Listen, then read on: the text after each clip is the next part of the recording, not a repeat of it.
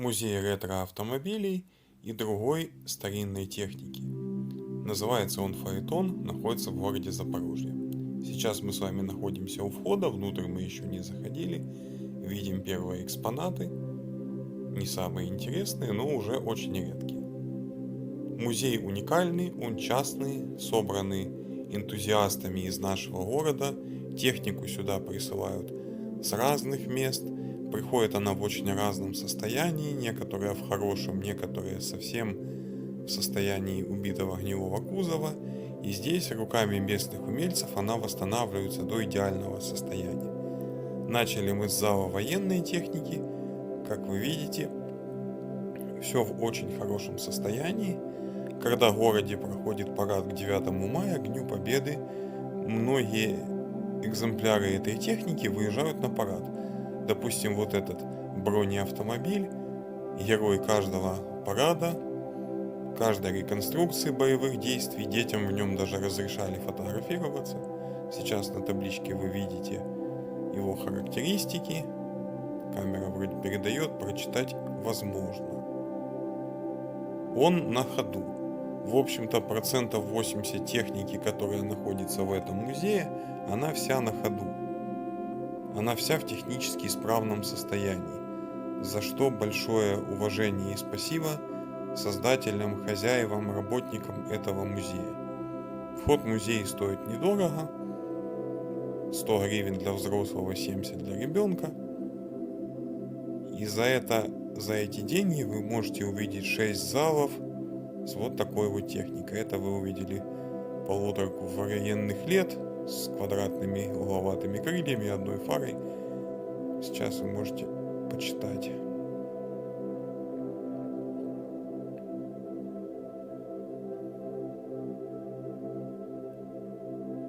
Эти автомобили все тоже выезжали на парад, они на ходу. Практически все, за все не могу сказать с уверенностью. У меня где-то даже были фотографии там 10-8-летней давности, где я с многими из этих фотографировался. У нас в Балке партизанской проходили всякие мероприятия, и можно было с ними пофотаться. Видите, можете читать название автомобиля General Motors М35 Соединенные Штаты. Здесь не только в музее автомобилей, здесь много мотоциклов, мопедов, мотороллеров, велосипедов, автомагнитол, патефонов, мини-АТС, другой советской техники, также плакаты, значки, игрушечные автомобили. Здесь есть все. Сейчас мы с вами ходим пока только по одному залу из 6. Поэтому видео будет длинным. Вот Катюша. Наливайте себе чаечку, смотрите. Вот прожектор, кстати. Его я видел в действии. Его вывозили, по-моему, на день ВДВ. Лет, наверное, 5 назад. Рассказывать технические характеристики каждого находящегося здесь транспортного средства я не буду, потому что это займет очень и очень много времени. И так у нас видео получилось длинное, и мы, в общем-то, за это время, как говорится, галопом по Европам пробегаем и на все это дело смотрим. Я любитель техники, и я в этом музее, в принципе, ходил бы намного дольше, потому что некоторые экземпляры очень уникальные. Мы перешли в следующий зал. Это 2-й этаж. Здесь у нас мотоциклы, мотороллеры. Советского, отечественного производства, а также других стран. В основном, конечно, социалистического лагеря, но не только.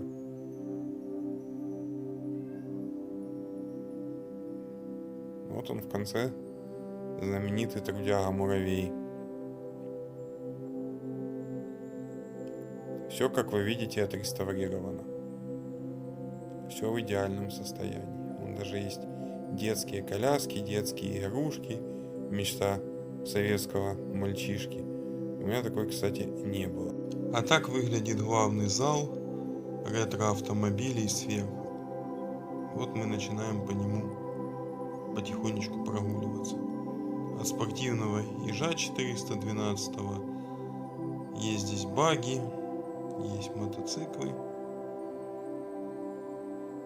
Это, кстати, второй этаж сейчас. Эти спортивные автомобили многие участвовали в соревнованиях. Ну а дальше американец Корвет Шевроле. Какой он красивый. Лично мне очень нравится такой автомобиль. На наших дорогах их практически не встретишь. Тем более таких годов точно. А в музее есть. Со слезшим лаком. Некоторые не восстанавливают. А это уникальный автомобиль, сделанный в единственном экземпляре.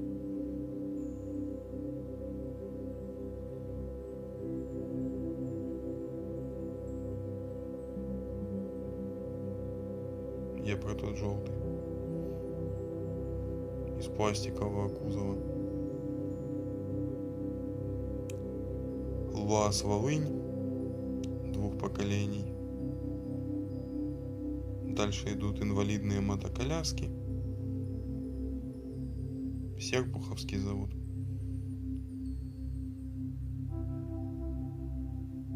Из многих советских фильмов их можно вспомнить.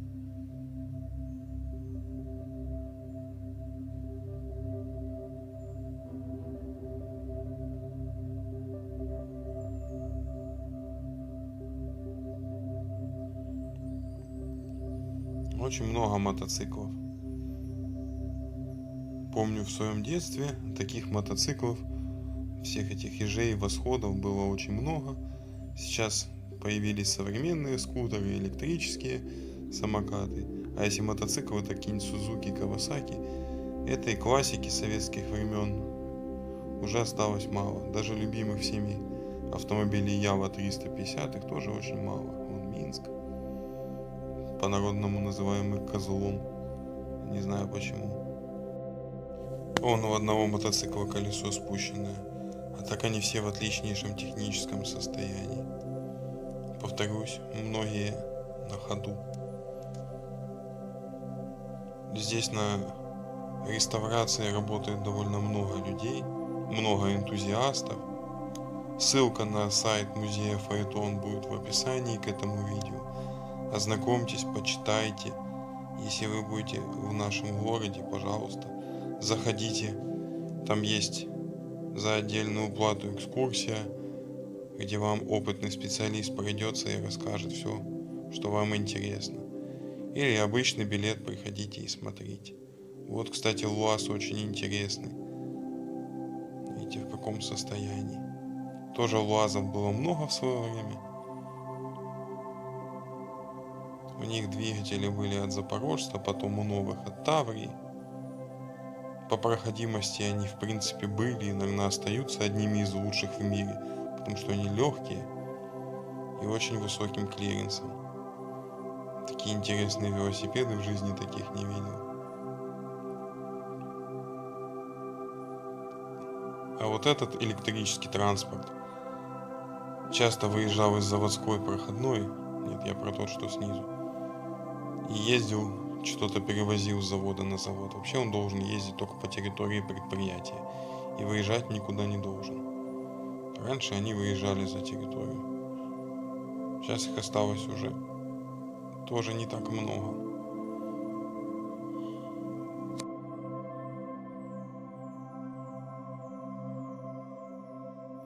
А вот, кстати, интересная вещь. Бензоколонки времен Советского Союза, причем разных эпох, можно сказать. И коляска советских времен. Все это собрано здесь, чтобы ни один кусочек свободного места не был свободным. Бензоколонка, коляска, а дальше мотоцикл с коляской. Мне нравится такое соседство. Двигатель отдельно стоит. Каждый экспонат здесь по-своему уникальный. И в камеру не влазит как бы все целиком. Здесь на стенах очень много интересных плакатов. Они идут до самого потолка. Из-за того, что солнце светит из окна, я не могу это снять. А вот сейчас очень интересный момент. История автомобилестроения в Запорожье. Здесь все, с чего начинался завод «Коммунар». Он вначале делал, как вы знаете, не легковые автомобили, а началось все с этих сельхозтехники, с тракторов. А уже потом появились запорожцы решением партии. Потом появились Таврии.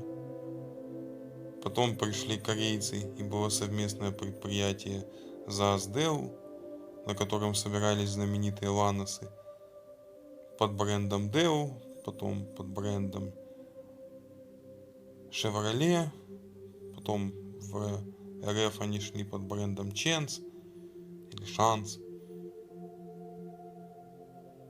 Но самые интересные вот запорожцы советских времен, особенно М-ка, их было так много. Сейчас в городе, даже в нашем Запорожье, где эти автомобили выпускались, запорожцев остались единицы. Запчастей нормальных на них нет, эксплуатировать их бессмысленно. Так только среди самых любителей. Ну, когда собираются раз в год какие-то у нас автовыставки, типа Запорожские врата, из гаражей такие автомобили вытягиваются. Они еще есть. Есть любители, есть энтузиасты, которые за этим следят. И их, в общем-то, немало. Видите, модельный ряд запорожцев визуально практически очень похожие. Вот этот бежевый, один из последних. Выпускались до 90 какого-то года. Уже даже не вспомню, только что вы видели. Вот Таврия, Таврия Нова и прицеп Степок. Такой прицеп у меня был. Слабоватый, конечно, но весьма надежный. Я его очень перегружал, он у меня треснул, усилил уголками, и дальше он ездил. Неубиваемый был. Мимо этих инвалидок мы уже проходили. Сейчас я разверну камеру и покажу панорамно, как выглядит музей. Общим кадром, так сказать. Это второй этаж.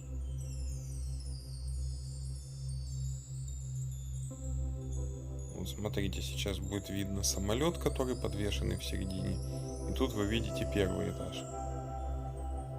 Сейчас мы будем на первый этаж спускаться. Пройдем мимо этих велосипедов. И пойдем на выход.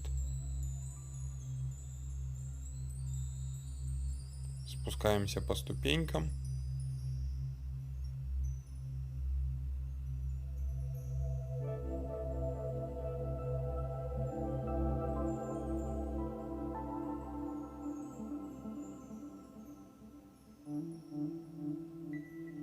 Вот один из интереснейших для меня лично экспонатов — Cadillac Eldorado. Мечта.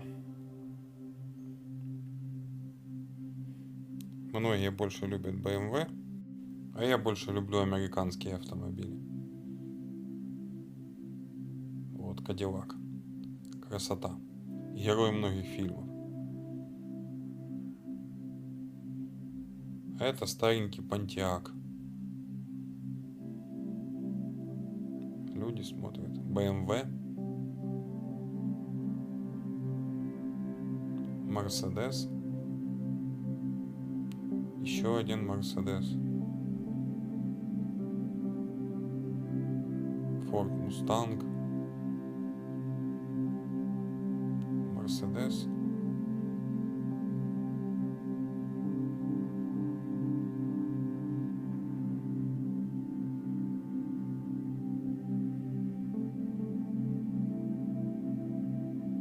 BMW. Скейт такой, кстати, у меня был в детстве. Из какого-то алюминиевого сплава, очень надежный.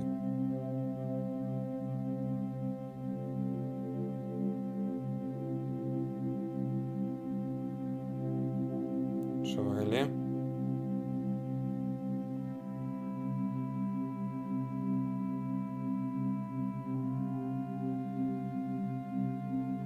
Это Шевроле я видел на улице, выезжал. Какую-то свадьбу на нем возили когда-то еще. Много лет назад.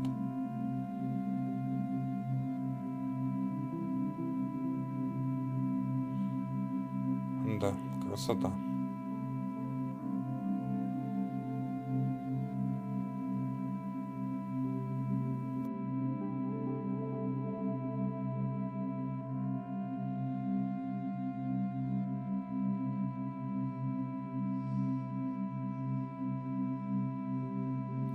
Вот вам Ford 1939 года. Вот классический американский пикап. Видите, какой он красивый и какого цвета. Chevrolet.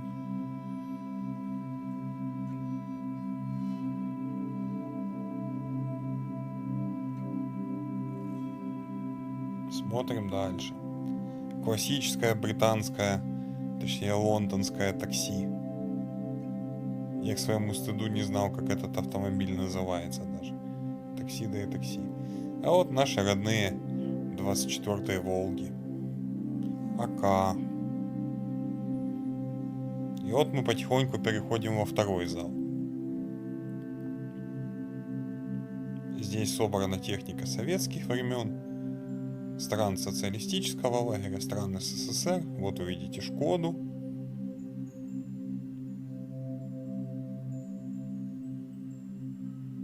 Октавия такая была.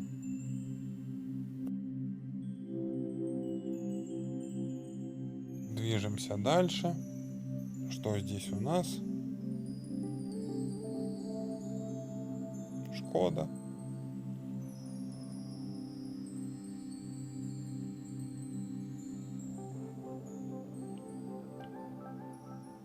Еще одна Шкода. Одна сделана в Чехии, вторая в Чехословакии. Видимо, за разные годы.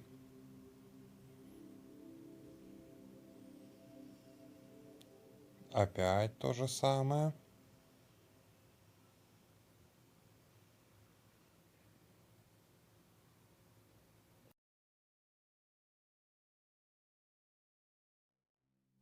Ну, вот уже Иж. Дальше у нас идет тоже Москвич. Тоже Иж, только комби. И еще один Иж. А дальше уже вазовская классика будет. Талоны техосмотра, да, один не из последних. 2004-2002 раньше они такие были. Сейчас техосмотр отменен. Надеюсь, не введут опять. Потому что техосмотр много коррупции создавал и никакого толку.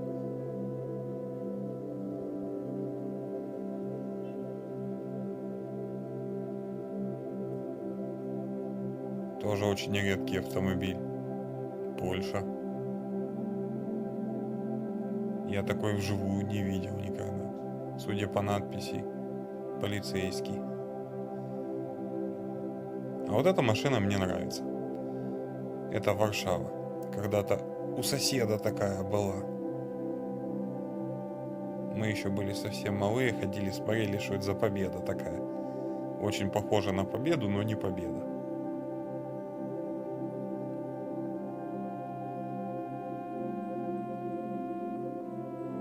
Они были в кузове седан, в кузове хэтчбэк. Ну, как победа. Хэтчбэк это или не хэтчбэк. И дальше у нас уже пошли москвичи.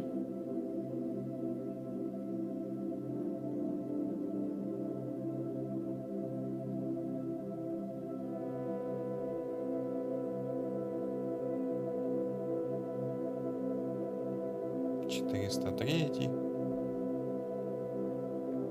408, 412, 40-е, вот 40-й люксовый экспортный.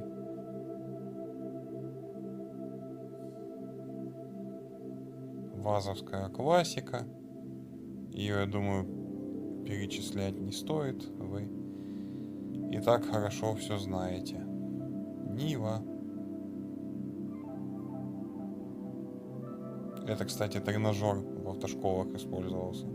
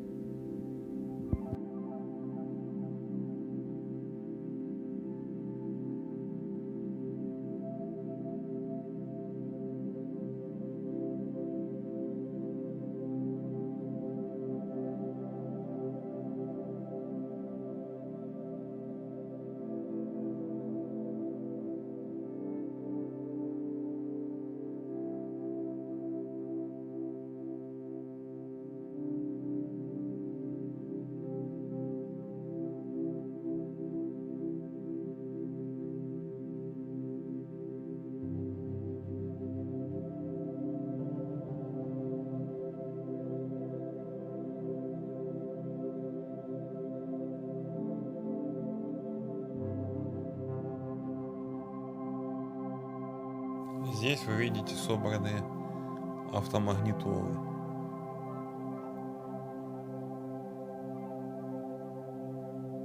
От былины, Урала до всяких китайских. Много оригинальных.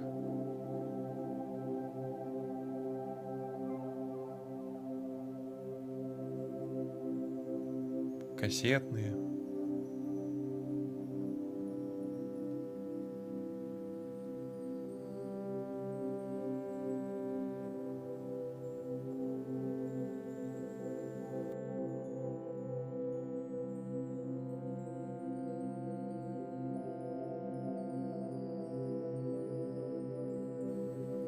И дальше прочие экспонаты автомобильной тематики. Вот Морган. А вот посмотрите, какой интересный автомобиль.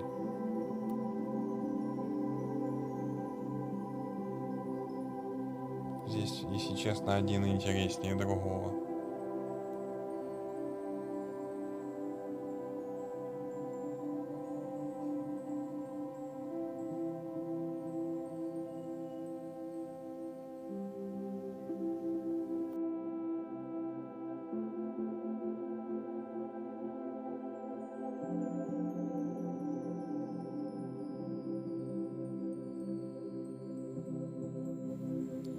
Наши любимые чайки.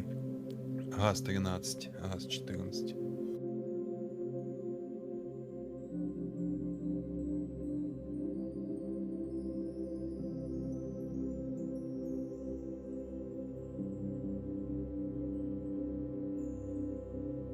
Хорошие машины мог делать Советский Союз. Правда, не для простых людей, а для партийной элиты. Но, тем не менее. Вот Volvo.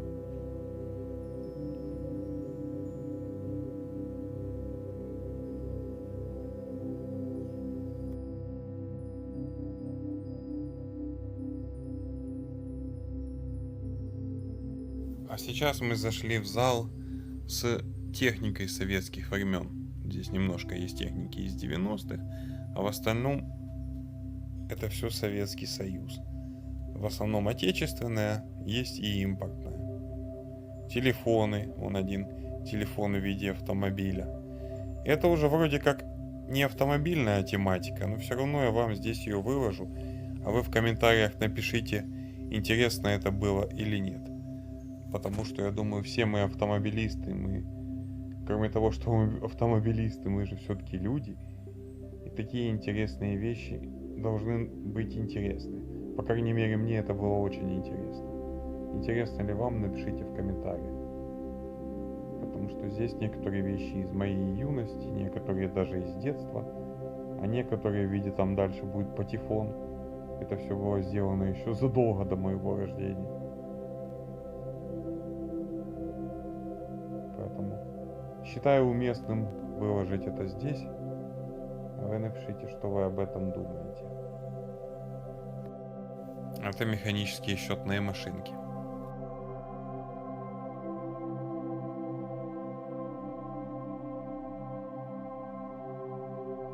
Какой-то древний музыкальный центр.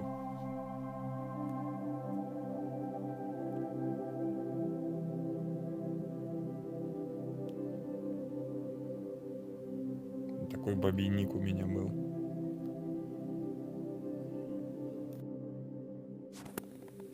О, интересные бутылки и прочие вещи. Тут я вижу из 90-х. Купоны, кассовый аппарат.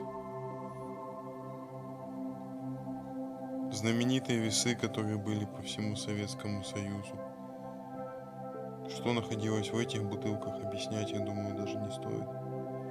Консервы. Ящики советские.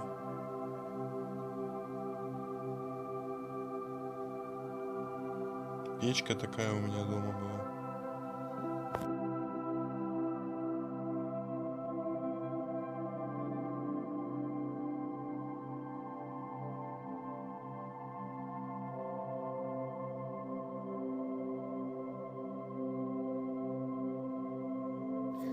знаменитый советский фен, который был в каждой парикмахерской, где сидели женщины с бигудями.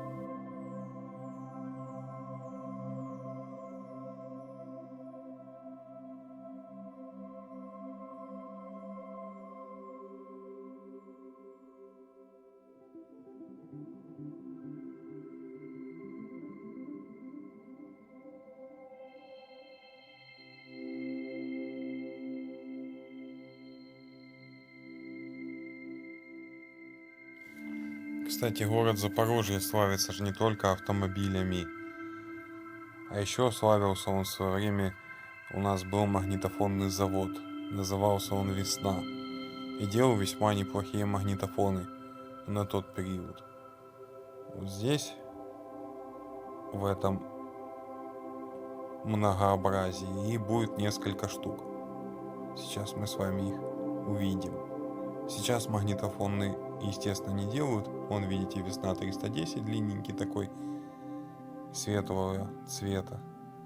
Вот «Весна 212 S8», «Весна 300 какая-то 309», а вот «Весна» одна из последних. Уже сделанная такая под современную, но эти магнитофоны уже не пошли. Они были третьего класса звучания, вот «Весна 200».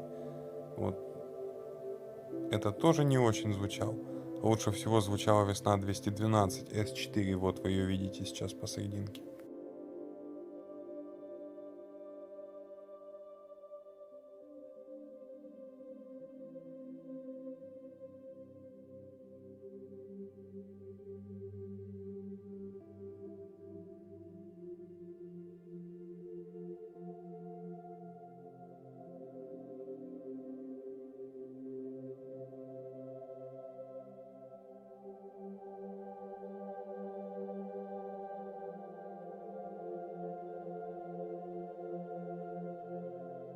Вижу свое отражение в этих старых телевизорах. Почему-то вспоминается мультик «Ну погоди». Кто тоже вспомнил, напишите, пожалуйста.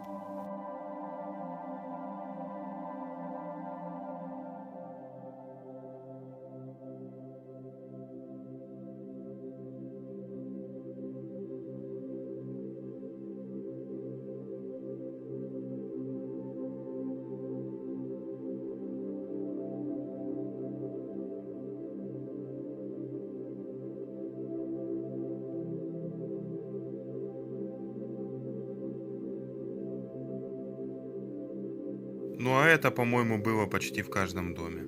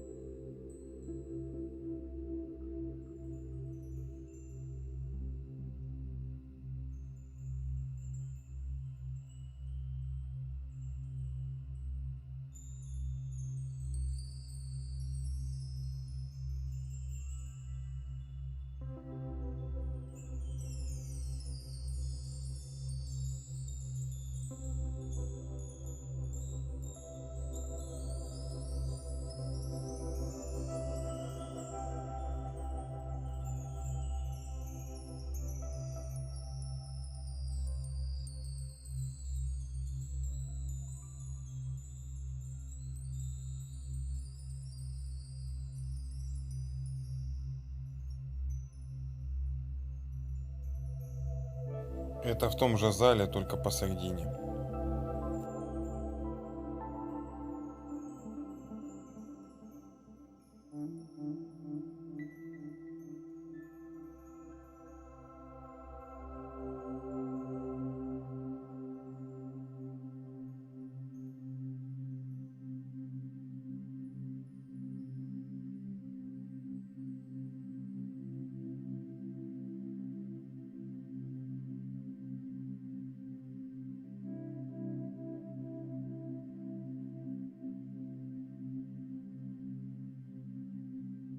Возвращаемся в главный зал. Здесь у нас ретро-автомобили. Некоторые из них уже попадали в кадр. Сейчас мы снимем это все более крупным планом. Вы увидите более наглядно. Вот переход из одного зала в другой.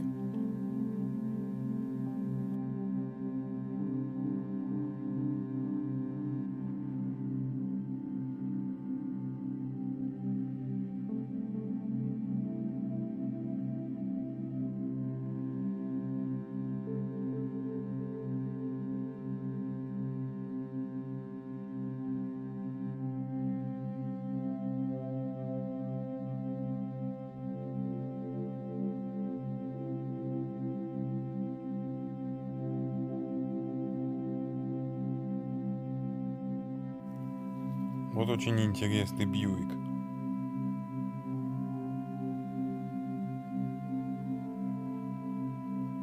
Для чего нужен этот прибор? Специалисты, расскажите, пожалуйста.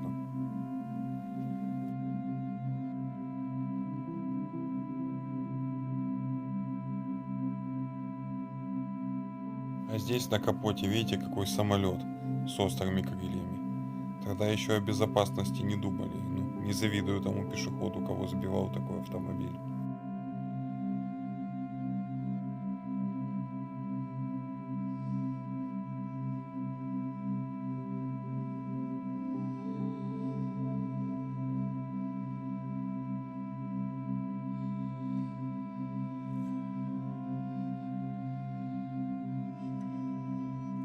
Родные 21-й Волги. По решеткам радиаторов видно, что это разные годы выпуска, разные модификации.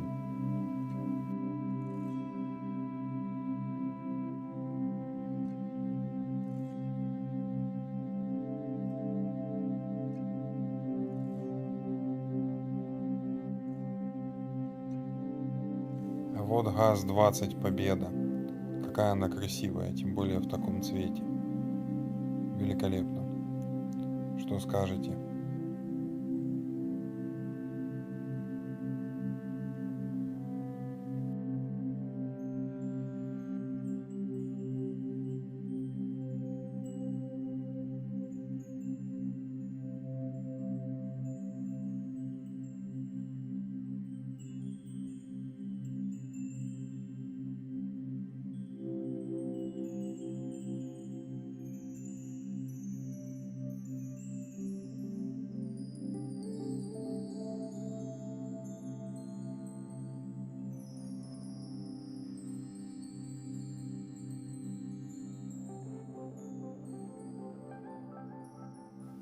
А это Линкольн. Видите? Его даже не красили.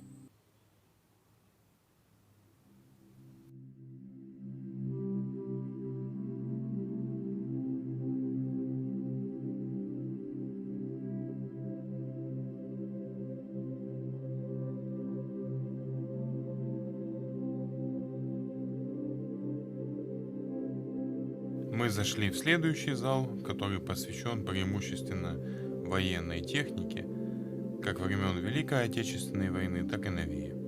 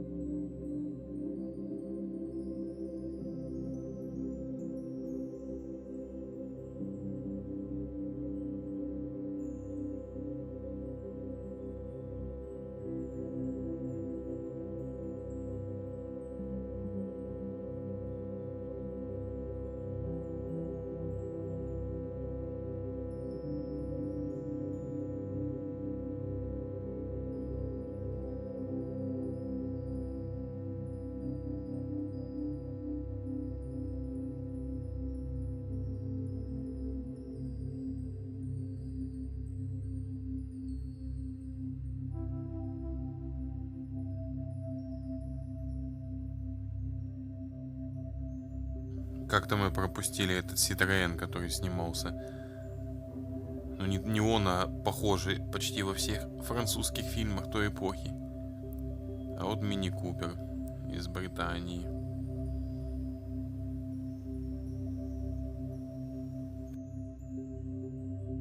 Уже в фойе музея, недалеко от билетной кассы, видите вот такую мотоколяску, у которой нет рулевого колеса. Вот такое хитрое рулевое управление для инвалидов.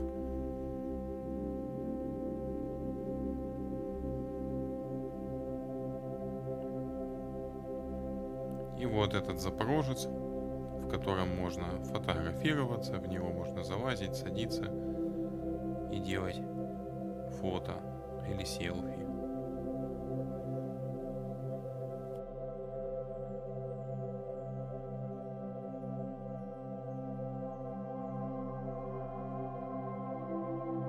Ну и под конец экскурсии мы выходим во двор музея.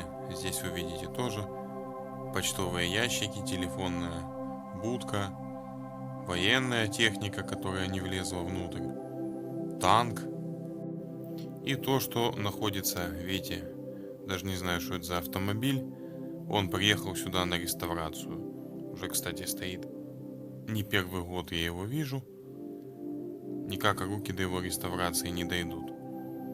Потому что состояние у него плачевное.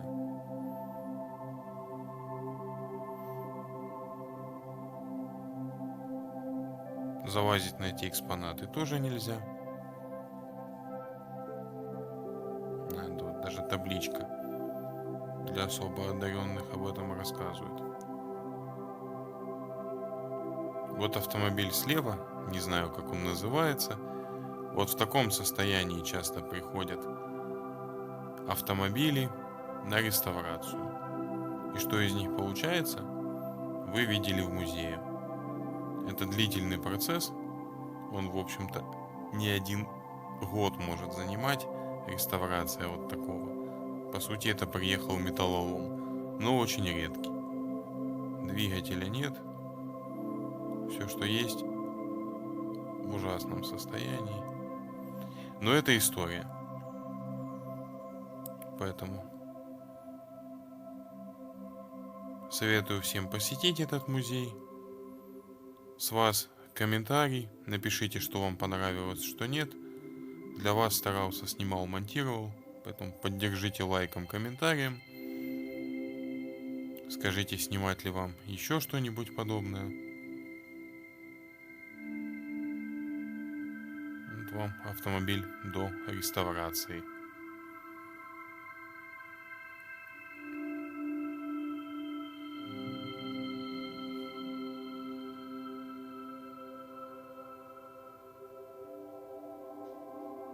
Форма кузова, кстати, интересная.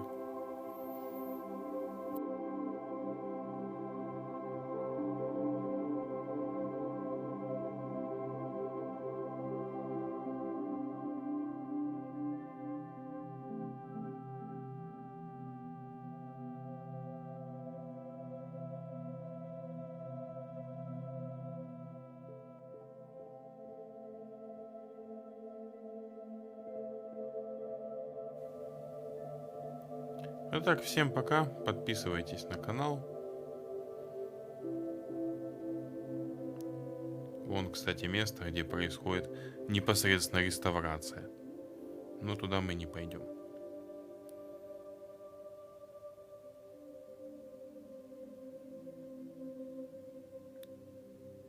Всем пока.